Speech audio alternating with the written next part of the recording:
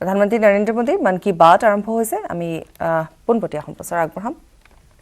क्षेत्राणाम पतये नमः अर्थात अन्नदाता को नमन है, किसान को नमन है। हमारे किसानों ने कोरोना के इस कठिन परिस्थितियों में भी अपनी ताकत को साबित किया है। हमारे देश में इस बार खरीफ की फसल की बुआई पिछले साल के मुकाबले 7% ज्यादा हुई है। धान की रुपाई इस बार लगभग 10%, दालें लगभग 5%, मोटे अनाज कोर्स सीरियल्स लगभग 3%, ऑयल सीड्स लगभग 13%, कपास लगभग 3% ज्यादा बोई गई है। मैं इसके लिए देश के किसानों को बधाई देता हूं, उनके परिश्रम को नमन करता हूं। मेरे प्यारे देशवासियों, कोरोना के इस कालखंड में देश कई मोर्चों पर एक साथ लड़ रहा है, लेकिन इसके साथ साथ कई बार मन में ये भी सवाल आता रहा कि इतने लंबे समय तक घरों में रहने के कारण मेरे छोटे छोटे बाल मित्रों का समय कैसे बीतता होगा। और इसी से मैंने गांधीनगर की चिल्ड्रन यूनिवर्सिटी, जो दुनिया में एक अलग तरह का प्रयोग है, भारत सरकार के महिला और बाल विकास मंत्रालय, शिक्षा मंत्रालय, सूक्ष्म लघु और मध्यम उद्योग मंत्रालय, इन सभी के साथ मिलकर हम बच्चों के लिए क्या कर सकते हैं, इस पर मंथन किया, चिंतन किया। मेरे लिए ये बहुत सुखद था, लाभकारी भी था, क्योंकि एक प्रकार से ये मेरे लिए भी कुछ नया जानने का, नया सीखने का अवसर बन गया। साथियों, हमारे चिंतन का विषय था खिलौने और विशेषकर भारतीय खिलौने। हमने इस बात पर मंथन किया कि भारत के बच्चों को नए नए टॉयज कैसे मिले, भारत टॉय प्रोडक्शन का बहुत बड़ा हब कैसे बने। वैसे मैं मन की बात सुन रहे बच्चों के माता पिता से क्षमा मांगता हूं, क्योंकि हो सकता है उन्हें अब ये मन की बात सुनने के बाद खिलौनों की नई नई डिमांड सुनने का शायद एक नया काम सामने आ जाएगा। साथियों, खिलौने जहां एक्टिविटी को बढ़ाने वाले होते हैं, तो खिलौने हमारी आकांक्षाओं को भी उड़ान देते हैं। खिलौने केवल मन ही नहीं बहलाते, खिलौने मन बनाते भी हैं और मकसद गढ़ते भी हैं। मैंने कहीं पढ़ा कि खिलौनों के संबंध में गुरुदेव रविंद्रनाथ टैगोर ने कहा था कि बेस्ट टॉय वो होता है जो इनकम्प्लीट हो, ऐसा खिलौना जो अधूरा हो और बच्चे मिलकर खेल खेल में उसे पूरा करें। गुरुदेव टैगोर ने कहा था कि जब वो छोटे थे तो खुद की कल्पना से घर में मिलने वाले सामानों से ही अपने दोस्तों के साथ अपने खिलौने और खेल बनाया करते थे। लेकिन एक दिन बचपन के उन मौज मस्ती भरे पलों में बड़ों का दखल हो गया। हुआ ये था कि उनका एक साथी एक बड़ा और सुंदर सा विदेशी खिलौना लेकर आ गया। खिलौनों को लेकर इतराते हुए अब सब साथी का ध्यान खेल से ज्यादा खिलौने पर रह गया। हर किसी के आकर्षण का केंद्र खेल नहीं रहा, खिलौना बन गया। जो बच्चा कल तक सबके साथ खेलता था, सबके साथ रहता था, घुल मिल जाता था, खेल में डूब जाता था, वो अब दूर रहने लगा। एक तरह से बाकी बच्चों से भेद का भाव उसके मन में बैठ गया। महंगे खिलौने में बनाने के लिए भी कुछ नहीं था, सीखने के लिए भी कुछ नहीं था। यानी कि एक आकर्षक खिलौने ने एक उत्कृष्ट बच्चे को कहीं दबा दिया, छिपा दिया, मुरझा दिया। इस खिलौने ने धन का, संपत्ति का, जरा बड़प्पन का प्रदर्शन कर लिया, लेकिन उस बच्चे की क्रिएटिव स्पिरिट को बढ़ने और संवरने से रोक दिया। खिलौना तो आ गया, पर खेल खत्म हो गया और बच्चे का खिलना भी खो गया। इसलिए गुरुदेव कहते थे कि खिलौने ऐसे होने चाहिए जो बच्चे के बचपन को बाहर लाएं, उसकी क्रिएटिविटी को सामने लाएं। बच्चों के जीवन के अलग अलग पहलू पर खिलौनों का जो प्रभाव है, इस पर राष्ट्रीय शिक्षा नीति में भी बहुत ध्यान दिया गया है। खेल खेल में सीखना, खिलौने बनाना सीखना, खिलौने जहां बनते हैं वहां की विजिट करना, इन सबको करिकुलम का हिस्सा बनाया गया है। साथियों, हमारे देश में लोकल खिलौनों की बहुत समृद्ध परंपरा रही है। कई प्रतिभाशाली और कुशल कारीगर हैं जो अच्छे खिलौने बनाने में महारत रखते हैं। भारत के कुछ क्षेत्र टॉय क्लस्टर्स यानी खिलौने के केंद्र के रूप में भी विकसित हो रहे हैं। जैसे कर्नाटक के रामनगरम में चन्नापटना, आंध्र प्रदेश के कृष्णा में कोंडापल्ली, तमिलनाडु में तंजौर, असम में धुबरी, उत्तर प्रदेश का वाराणसी, कई ऐसे स्थान हैं, कई नाम गिना सकते हैं।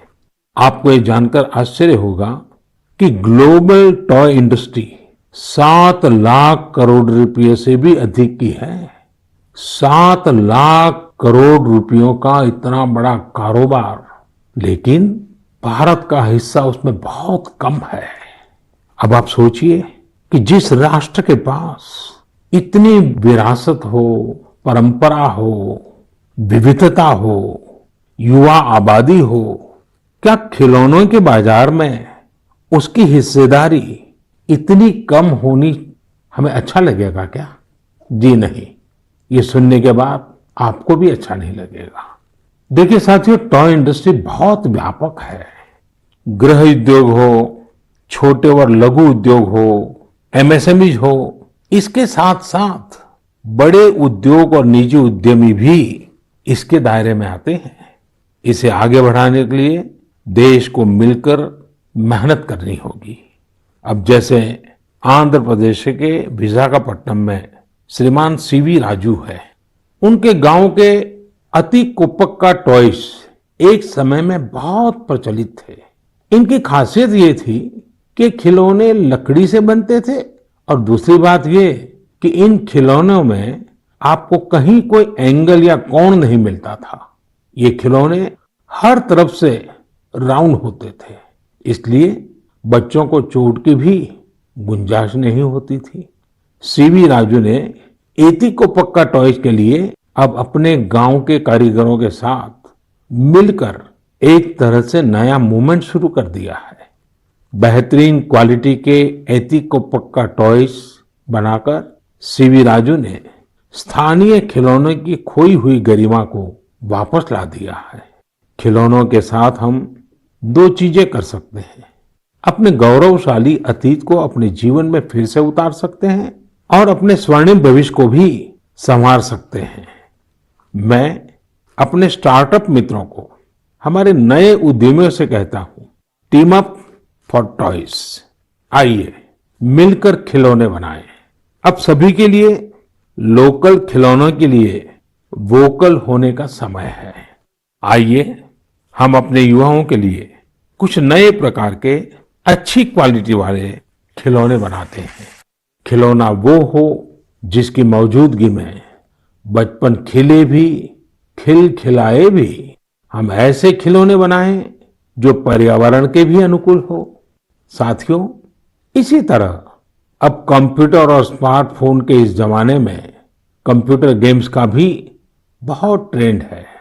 ये गेम्स बच्चे भी खेलते हैं, बड़े भी खेलते हैं, लेकिन इनमें भी जितने गेम्स होते हैं उनकी थीम्स भी अधिकतर बाहर की ही होती है।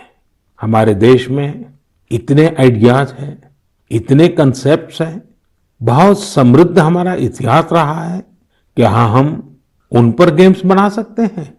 मैं देश के युवा टैलेंट से कहता हूं, आप भारत में भी गेम्स बनाइए और भारत के भी गेम्स बनाइए। कहा भी जाता है, लेट द गेम्स बिगिन। तो चलो खेल शुरू करते हैं। साथियों, आत्मनिर्भर भारत अभियान में वर्चुअल गेम्स हो, टॉयज का सेक्टर हो, सबने बहुत महत्वपूर्ण भूमिका निभानी है और ये अवसर भी है। जब आज से 100 वर्ष पहले असहयोग आंदोलन शुरू हुआ तो गांधी जी ने लिखा था कि असहयोग आंदोलन देशवासियों में आत्मसम्मान और अपनी शक्ति का बोध कराने का एक प्रयास है। आज जब हम देश को आत्मनिर्भर बनाने का प्रयास कर रहे हैं तो हमें पूरे आत्मविश्वास के साथ आगे बढ़ना है। हर क्षेत्र में देश को आत्मनिर्भर बनाना है। असहयोग आंदोलन के रूप में जो बीज बोया गया था उसे अब आत्मनिर्भर भारत के वटवृक्ष में परिवर्तित करना हम सबका दायित्व है। मेरे प्यारे देशवासियों, भारतीयों के इनोवेशन और सॉल्यूशन देने की क्षमता का लोहा हर कोई मानता है और जब समर्पण भाव हो, संवेदना हो तो ये शक्ति असीम बन जाती है। इस महीने की शुरुआत में देश के युवाओं के सामने एक ऐप इनोवेशन चैलेंज रखा गया। इस आत्मनिर्भर भारत ऐप इनोवेशन चैलेंज में हमारे युवाओं ने बढ़ चढ़ करके हिस्सा लिया। करीब 7,000 एंट्रीज आई। उसमें भी करीब करीब 2/3 ऐप्स टियर 2 और टियर 3 शहरों के युवाओं ने बनाए हैं। ये आत्मनिर्भर भारत के लिए, देश के भविष्य के लिए बहुत शुभ संकेत है। आत्मनिर्भर ऐप इनोवेशन चैलेंज के रिजल्ट देखकर आप जरूर प्रभावित होंगे। काफी जांच परख के बाद अलग अलग कैटेगरी में लगभग 2 दर्जन ऐप्स को अवार्ड भी दिए गए हैं। आप जरूर इन ऐप्स के बारे में जानें और उनसे जुड़े। हो सकता है आप भी ऐसा कुछ बनाने के लिए प्रेरित हो जाए। इनमें एक ऐप है कुटुकी किड्स लर्निंग ऐप। ये छोटे बच्चों के लिए ऐसा इंटरेक्टिव ऐप है जिसमें गानों और कहानियों के जरिए बात बात में ही बच्चे मैथ, साइंस में बहुत कुछ सीख सकते हैं। इसमें एक्टिविटीज भी हैं, खेल भी हैं। इसी तरह एक माइक्रो ब्लॉगिंग प्लेटफॉर्म का भी ऐप है। इसका नाम है कू, KOO कू। इसमें हम अपनी मातृभाषा में टेक्स्ट, वीडियो और ऑडियो के जरिए अपनी बात रख सकते हैं, इंटरेक्ट कर सकते हैं। इसी तरह चिंगारी ऐप भी युवाओं के बीच काफी पॉपुलर हो रहा है। एक ऐप है आस्क सरकार। इसमें चैटबॉट के जरिए आप इंटरेक्ट कर सकते हैं और किसी भी सरकारी योजना के बारे में सही जानकारी हासिल कर सकते हैं, वो भी टेक्स्ट, ऑडियो और वीडियो तीनों तरीकों से। ये आपकी बड़ी मदद कर सकता है। एक और ऐप है स्टेप सेट गो। ये फिटनेस ऐप है। आप कितना चले, कितनी कैलोरीज बर्न की, ये सारा हिसाब ये ऐप रखता है और आपको फिट रहने के लिए मोटिवेट भी करता है। मैंने कुछ ही उदाहरण दिए हैं। कई और ऐप्स ने भी इस चैलेंज को जीता है। कई बिजनेस ऐप्स हैं, गेम्स के ऐप्स हैं, जैसे = books and expense, Zoho workplace, FTC talent. आप इनके बारे में नेट पर सर्च करिए, आपको बहुत जानकारी मिलेगी। आप भी आगे आए, कुछ इनोवेट करें, कुछ इंप्लीमेंट करें। आपके प्रयास आज के छोटे छोटे स्टार्टअप्स कल बड़ी बड़ी कंपनियों में बदलेंगे और दुनिया में भारत की पहचान बनेंगे। और आप ये मत भूलिए कि आज जो दुनिया में बहुत बड़ी बड़ी कंपनियां नजर आती है ना, वे भी कभी स्टार्टअप हुआ करती थी। प्रिय देशवासियों, हमारे यहाँ के बच्चे, हमारे विद्यार्थी अपनी पूरी क्षमता दिखा पाए, अपना सामर्थ्य दिखा पाए, इसमें बहुत बड़ी भूमिका न्यूट्रिशन की भी होती है, पोषण की भी होती है। पूरे देश में सितंबर महीने को पोषण माह, न्यूट्रिशन मंथ के रूप में मनाया जाएगा। नेशन और न्यूट्रिशन का बहुत गहरा संबंध होता है। हमारे यहाँ एक कहावत है, यथा अन्नम तथा मन्नम, यानी जैसा अन्न होता है वैसा ही हमारा मानसिक और बौद्धिक विकास भी होता है। एक्सपर्ट्स कहते हैं कि शिशु को गर्भ में और बचपन में जितना अच्छा पोषण मिलता है उतना अच्छा उसका मानसिक विकास होता है और वो स्वस्थ रहता है। बच्चों के पोषण के लिए भी उतना ही जरूरी है कि माँ को भी पूरा पोषण मिले। और पोषण या न्यूट्रिशन का मतलब केवल इतना ही नहीं होता कि आप क्या खा रहे हैं, कितना खा रहे हैं, कितनी बार खा रहे हैं। इसका मतलब है आपके शरीर को कितने जरूरी पोषक तत्व, न्यूट्रिएंट्स मिल रहे हैं। आपको आयरन, कैल्शियम मिल रहे हैं या नहीं, सोडियम मिल रहा है या नहीं, विटामिन्स मिल रहे हैं या नहीं, ये सब न्यूट्रिशन के बहुत इंपॉर्टेंट एस्पेक्ट्स हैं। न्यूट्रिशन के इस आंदोलन में पीपल पार्टिसिपेशन भी बहुत जरूरी है। जन भागीदारी ही इसको सफल करती है। पिछले कुछ वर्षों में इस दिशा में देश में काफी प्रयास किए गए हैं। खासकर हमारे गांवों में इसे जन भागीदारी से जन आंदोलन बनाया जा रहा है। पोषण सप्ताह हो, पोषण माह हो, इनके माध्यम से ज्यादा जागरूकता पैदा की जा रही है। स्कूलों को जोड़ा गया है, बच्चों के लिए प्रतियोगिताएं हो, उनमें अवेयरनेस बढ़े, इसके लिए भी लगातार प्रयास जारी हैं। जैसे क्लास में एक क्लास मॉनिटर होता है, उसी तरह न्यूट्रिशन मॉनिटर भी हो, रिपोर्ट कार्ड की तरह न्यूट्रिशन कार्ड भी बने, इस तरह की भी शुरुआत की जा रही है। पोषण माह न्यूट्रिशन मंथ के दौरान माय गॉव पोर्टल पर एक फूड एंड न्यूट्रिशन क्विज भी आयोजित की जाएगी और साथ ही एक मीम कंपटीशन भी होगा। आप खुद पार्टिसिपेट करें और दूसरों को भी मोटिवेट करें। साथियों, अगर आपको गुजरात में सरदार वल्लभ भाई पटेल के स्टैच्यू ऑफ यूनिटी जाने का अवसर मिला होगा और कोविड के बाद जब वो खुलेगा और आपको जाने का अवसर मिलेगा, तो वहां एक यूनिक प्रकार का न्यूट्रिशन पार्क बनाया गया है। खेल खेल में ही न्यूट्रिशन की शिक्षा आनंद प्रमोद के साथ वहां जरूर देख सकते हैं। साथियों, भारत एक विशाल देश है। खान पान में ढेर सारी विविधता है। हमारे देश में 6 अलग अलग ऋतुएं होती हैं। अलग अलग क्षेत्रों में वहां के मौसम के हिसाब से अलग अलग चीजें पैदा होती हैं। इसलिए ये बहुत ही महत्वपूर्ण है कि हर क्षेत्र के मौसम, वहां के स्थानीय भोजन और वहां पैदा होने वाले अन्न, फल, सब्जियों के अनुसार एक पोषक न्यूट्रिएंट रिच डाइट प्लान बने। अब जैसे मिलेट्स, मोटे अनाज, रागी है, ज्वार है, ये बहुत उपयोगी पोषक आहार है। एक भारतीय कृषि कोष तैयार किया जा रहा है। इसमें हर एक जिले में क्या क्या फसल होती है, उनकी न्यूट्रिशन वैल्यू कितनी है, इसकी पूरी जानकारी होगी। ये आप सबके लिए बहुत बड़े काम का कोष हो सकता है। आइए, पोषण माह में पौष्टिक खाने और स्वस्थ रहने के लिए हम सभी को प्रेरित करें। प्रिय देशवासियों, बीते दिनों जब हम अपना स्वतंत्रता दिवस मना रहे थे, तब एक दिलचस्प खबर पर मेरा ध्यान गया। ये खबर है हमारे सुरक्षा बलों के 2 जाबाज किरदारों की। एक है सोफी और दूसरी विदा। सोफी और विदा इंडियन आर्मी के श्वान है, डॉग्स हैं, और उन्हें chief of army staff commendation card से सम्मानित किया गया है। सोफी और विदा को ये सम्मान इसलिए मिला क्योंकि इन्होंने अपने देश की रक्षा करते हुए अपना कर्तव्य बखूबी निभाया है। हमारी सेनाओं में, हमारे सुरक्षा बलों के पास ऐसे कितने ही बहादुर श्वान हैं, डॉग्स हैं, जो देश के लिए जीते हैं और देश के लिए अपना बलिदान भी देते हैं। कितने ही बम धमाकों को, कितनी ही आतंकी साजिशों को रोकने में ऐसे डॉग्स ने बहुत अहम भूमिका निभाई है।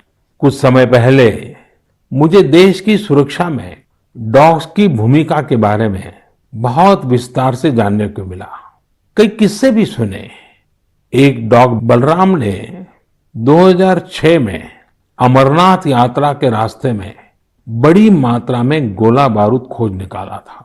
2002 में भावना ने आईईडी खोजा था। आईईडी निकालने के दौरान आतंकियों ने विस्फोट कर दिया और श्वान शहीद हो गए। 2-3 वर्ष पहले छत्तीसगढ़ के बीजापुर में सीआरपीएफ का स्निफर डॉग क्रैकर भी आईईडी ब्लास्ट में शहीद हो गया था। कुछ दिन पहले ही आपने शायद टीवी पर एक बड़ा भावुक करने वाला दृश्य देखा होगा, जिसमें बीड़ पुलिस अपने साथी डॉग रॉकी को पूरे सम्मान के साथ आखिरी विदाई दे रही थी। रॉकी ने 300 से ज्यादा केसों को सुलझाने में पुलिस की मदद की थी। डॉग की डिजास्टर मैनेजमेंट और रेस्क्यू मिशंस में भी बहुत बड़ी भूमिका होती है। भारत में तो national disaster response force NDRF ने ऐसे दर्जनों डॉग्स को स्पेशली ट्रेन किया है। कहीं भूकंप आने पर, इमारत गिरने पर, मलबे में दबे जीवित लोगों को खोज निकालने में ये डॉग्स बहुत एक्सपर्ट्स होते हैं। साथियों, मुझे यह भी बताया गया कि इंडियन ब्रीड के डॉग्स भी बहुत अच्छे होते हैं, बहुत सक्षम होते हैं। इंडियन ब्रीड्स में मुधोल हाउंड है, हिमाचली हाउंड है, ये बहुत ही अच्छी नस्लें हैं। राजपलायम, कन्नी, चिप्पी पराई और कोम्बाई भी बहुत शानदार इंडियन ब्रीड्स हैं। इनको पालने में खर्च भी काफी कम आता है और ये भारतीय माहौल में ढले भी होते हैं। अब हमारी सुरक्षा एजेंसियों ने भी इन इंडियन ब्रीड्स के डॉग्स को अपनी सुरक्षा दस्ते में शामिल कर रही है। पिछले कुछ समय में आर्मी, सीआईएसएफ, एनएसजी ने मुधोल हाउंड डॉग्स को ट्रेन करके डॉग स्क्वाड में शामिल किया है। सीआरपीएफ ने कोम्बाई डॉग्स को शामिल किया है। Indian council of agriculture research भी भारतीय नस्ल के डॉग्स पर रिसर्च कर रही है। मकसद यही है कि इंडियन ब्रीड्स को और बेहतर बनाया जा सके और उपयोगी बनाया जा सके। आप इंटरनेट पर इनके नाम सर्च करिए, इनके बारे में जानिए। आप इनकी खूबसूरती, इनकी क्वालिटी देखकर हैरान हो जाएंगे। अगली बार जब भी आप डॉग पालने की सोचें, आप जरूर इनमें से ही किसी इंडियन ब्रीड के डॉग को घर लाएं। आत्मनिर्भर भारत जब जन मन का मंत्र बन ही रहा है, तो कोई भी क्षेत्र इससे पीछे कैसे छूट सकता है। मेरे प्रिय देशवासियों, कुछ दिनों बाद 5 सितंबर को हम शिक्षक दिवस मनाएंगे। हम सब जब अपने जीवन की सफलताओं को, अपनी जीवन यात्रा को देखते हैं, तो हमें अपने किसी न किसी शिक्षक की याद अवश्य आती है। तेजी से बदलते हुए समय और कोरोना के संकट काल में हमारे शिक्षकों के सामने भी समय के साथ बदलाव की एक चुनौती रखती है। मुझे खुशी है